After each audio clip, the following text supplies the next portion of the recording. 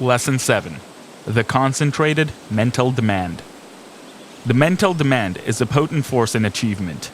The attitude of the mind affects the expression of the face, determines action, changes our physical condition, and regulates our lives.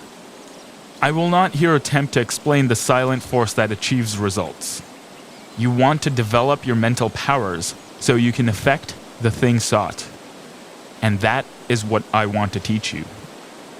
There's wonderful power and possibility in the concentrated mental demand. This, like other forces, is controlled by laws. It can, like all other forces, be wonderfully increased by consecutive, systemized effort. The mental demand must be directed by every power of the mind, and every possible element should be used to make the demand materialize. You can so intently desire a thing that you can exclude all distracting thoughts. When you practice the singleness of concentration until you attain the end sought, you have developed a will capable of accomplishing whatever you wish. As long as you can only do the ordinary things, you will be counted in the mass of mediocrity. But just as quick as you surpass others by even comparatively small measure, you are classed as one of life's successes. So if you wish to emerge into prominence, you must accomplish something more than the ordinary man or woman. It is easy to do this if you will concentrate on what you desire and put forth your best effort. It is not the runner with the longest legs or the strongest muscles that wins the race, but the one that can put forth the greatest desire force. You can best understand this by thinking of an engine. The engine starts up slowly. The engineer gradually extends the throttle to the top notch. It is then keyed up to its maximum speed. The same is true of two runners. They start off together, and gradually they increase their desire to go faster. The one that has the greatest intensity of desire will win. He may outdistance the others by only a fraction of an inch, yet he gets the laurels.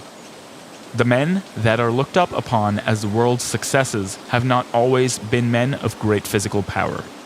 Nor at the start did they seem very well adapted to the conditions which encompassed them.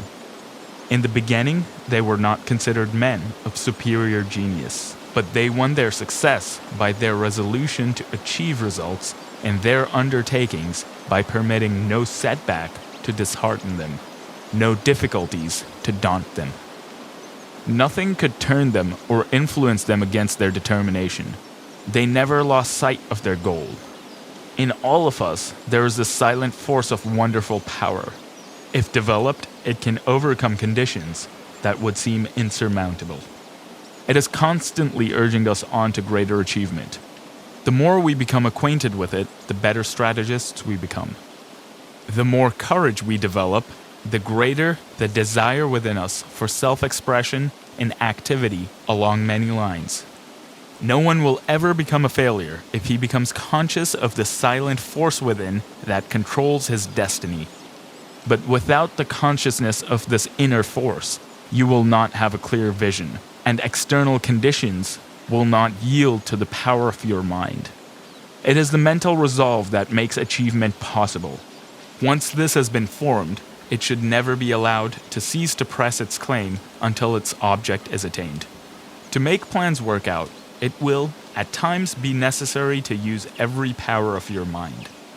Patience, perseverance, and all the indomitable forces within one will have to be mustered and used with the greatest effectiveness. Perseverance is the first element of success. In order to persevere, you must be ceaseless in your application. It requires you to concentrate your thoughts upon your undertaking and bring every energy to bear upon, keeping them focused until you have accomplished your aim. To quit short of this is to weaken all future efforts. The mental demand seems an unreal power because it is intangible, but it is the mightiest power in the world. It is a power that is free for you to use. No one can use it for you. The mental demand is not a visionary one. It is a potent force, which you can use freely without cost. When you are in doubt, it will counsel you. It will guide you when you are uncertain. When you are in fear, it will give you courage. It is the motive power which supplies the energies necessary to the achievement of the purpose. You have a large storehouse of possibilities. The mental demand makes possibilities realities. It supplies everything necessary for the accomplishment. It selects the tools and instructs how to use them. It makes you understand the situation.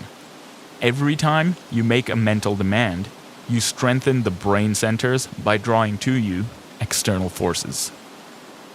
Few realize the power of a mental demand. It is possible to make your demand so strong that you can impart what you have to say to another without speaking to him. Have you ever, after planning to discuss a certain matter with a friend, had the experience of having him broach the subject before you had a chance to speak of it? Have you ever, in a letter, made a suggestion to a friend that he carried out before your letter reached him? Have you ever wanted to speak to a person who just then walked in or telephoned? I have had many such responses to thought, and you and your friends have certainly experienced them too. These two things are neither coincidences nor accidents, but are the results of mental demand launched by strong concentration. The person that never wants anything gets little. To demand resolutely is the first step towards getting what you want. The power of mental demand seems absolute. The supply, unlimited. The mental demand projects itself and causes to materialize the conditions and opportunities needed to accomplish the purpose. Do not think I overestimate the value of the mental demand. Once the mental demand is made, however, never let it falter. If you do, the current that connects you with your desires is broken. Take all the necessary time to build a firm foundation, so that there need not be even an element of doubt to creep in. Just the moment you entertain doubt, you lose some of the demand force. And force, once lost, is hard to regain. So whenever you make mental demand, hold steadfastly to it until your need is supplied.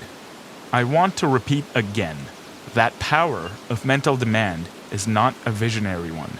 It is concentrated power only, and can be used by you. It is not supernatural power, but requires a development of the brain centers. The outcome is sure when it is given with a strong, resolute determination. No person will advance to any great extent until he recognizes this force within him. If you have not become aware of it, you have not made very much success of your life. It is this something that distinguishes that man from other men. It is this subtle power that develops a strong personality. If you want a great deal, you must demand a great deal. Once you make your demand, anticipate its fulfillment. It depends upon us. We are rewarded according to our efforts. The power of mental demand can bring us what we want. We become what we determine to be. We control our destiny. Get the right mental attitude, then in accordance with your ability, you can gain success. Every man of average ability, the ordinary man that you see about you, can be really successful, independent, free of worry, his own master, if he can manage to do just two things. First, remain forever dissatisfied with what he is doing and what he has accomplished. Second, develop in his mind a belief that the word impossible was not intended for him.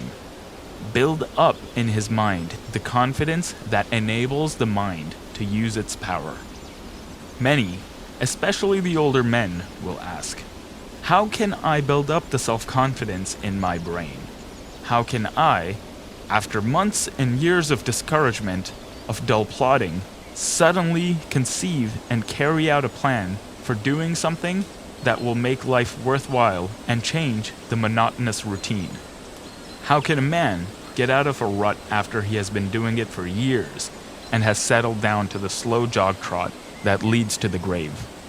The answer is the thing can be done, and millions have done it.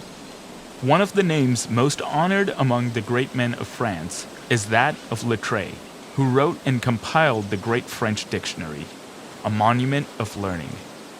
He is the man whose place among the 40 immortals of France was taken by the great Pasteur when the latter was elected to the Academy. Littré began the work that makes him famous when he was more than 60 years old.